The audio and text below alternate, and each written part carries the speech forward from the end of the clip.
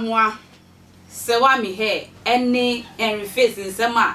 eba ye na ye ka se tu atwa mo de akọ ma court ya bonsam nagu ni ye ka se tu atwa na so sa nation prophet mbe kasa na etu sheda twa ye sa nation prophet Opambour abekasa se won ma sabi won mo ye eye na ba na mo ase wono na esai sewa mehe no den o mo pa kira na den o mo pa kire ntu o mo di na ba abesi o mo ano ye ne se wo se no enemre obi nse obi ba enemre obi nse obi ba na emo maiwa no pressure no mo ta mo ho se na ba na mo wadi ni birthday mo bi ato Range Rover bre na eye pressure won so ubetimi a wo so pekwa abefa so a obi beto Range Rover ni bia bre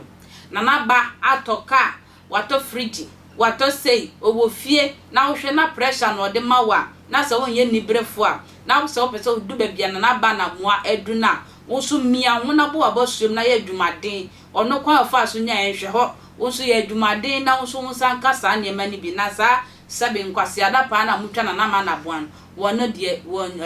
wo twam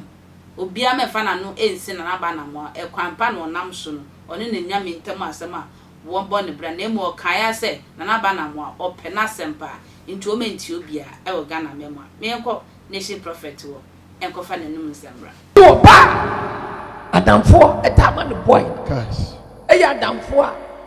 woto ahun free store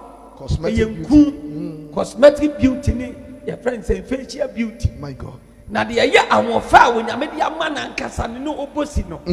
okra wo fere se okofa boy abrem mema na ye den atu agu ni so dada cars ya wo kafa na ba na mo awo nyina na meme na onya dwe said the be man kan nyina no nya de ame meji adi okay say what time fridge de man fridge adi abade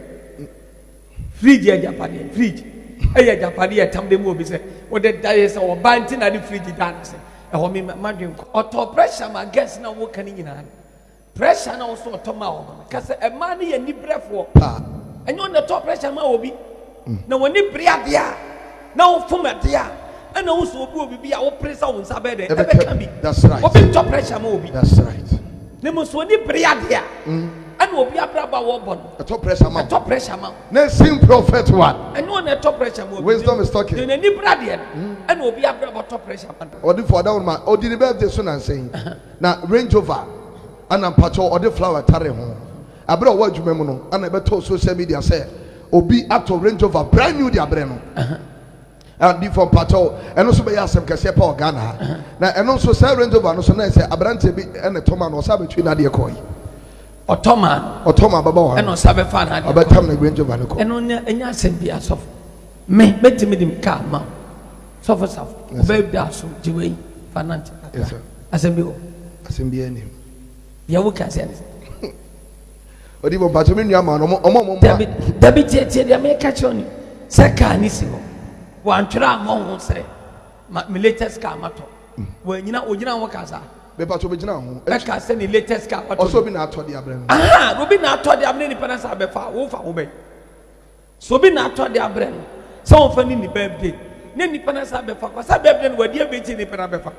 de bon pacho ada wo mo se ni pena de ba no twa picture me hu ni fa no so ameka nkire ye na wo no tie de me ka kire wo yi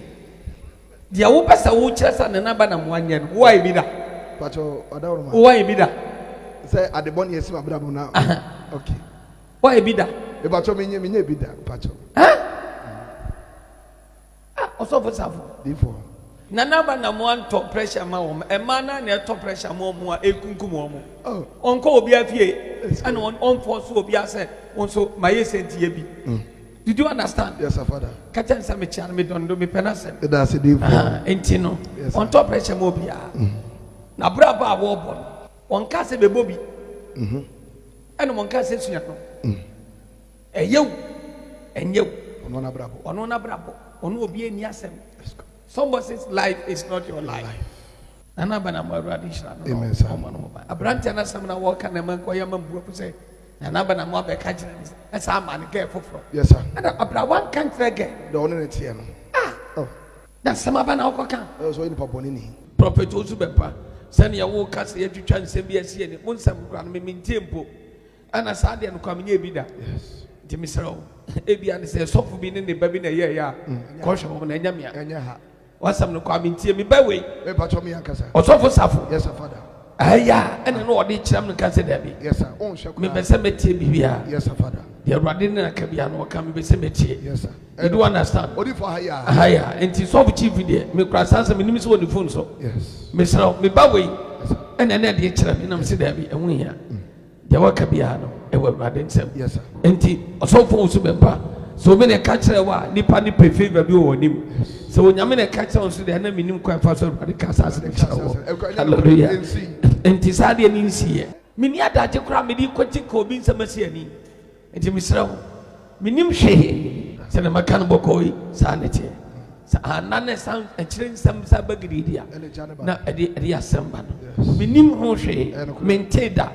osofu chimfa hwe nkire me empo na mini na kotwetwa bibi ese ani aya na mutatwa entro gidi na obi pe bibi afrim na dabi na botre na ye onyam djuma simple entity do bi eka the prophet Owusu Bempah we ni asema me ka kire wo awurade hira bebre na o ma de wo ye enye ye mfama do obi o ka sa sentre obi a hoboa ni masam krokra na matransia yi bi afrim de bi asisi se mutimi ye sa bia me de me bi da minim kra sese obi kra timi yi nsani bi free de bi sisi ani minim kra na menya akoda the prophet is not na misani adache and doesn't have time like that na matransia se me ye de tu obi asem de bi ahyehe to go and edit somebody's statement and infuse something he has never obi done asem bi amfa me ho me ade me hian se me nyankopon tumi oh brother timi ni adache se nipa nim wo di for san se me say yemfa me foforo me nyankopon tumi kwa na me hwehwe di for di onim wo no san sem we no ensem hunu ma obi onim bi abeka kire wo say papa we odi ni ho adache bako kra me ti ye me re ho ye me say adai ade a minim ho bi Ghana what he knows about in Ghana so onyame fa me social nkoma when God prophesied through him me ti onyame voice na makasa eno ana minim it's exactly what obi enka bi matie nobody will say anything for you because enipa anu asem timi ni awurade de anyepe the words of men can never be compared to the words of God enipa anu asem the words of men etimi ni awurade de anyepe can never be compared to the words of God enipa anu asem the words of men onyame tumi mo in the power of God etimi ni nipa de anyepe wa pamwe papa one ye chia o kasa fa na wo se mai ba mamu to pressure mamu muso momodina bebia na na ma aba na mo edu no muso mundru ho makra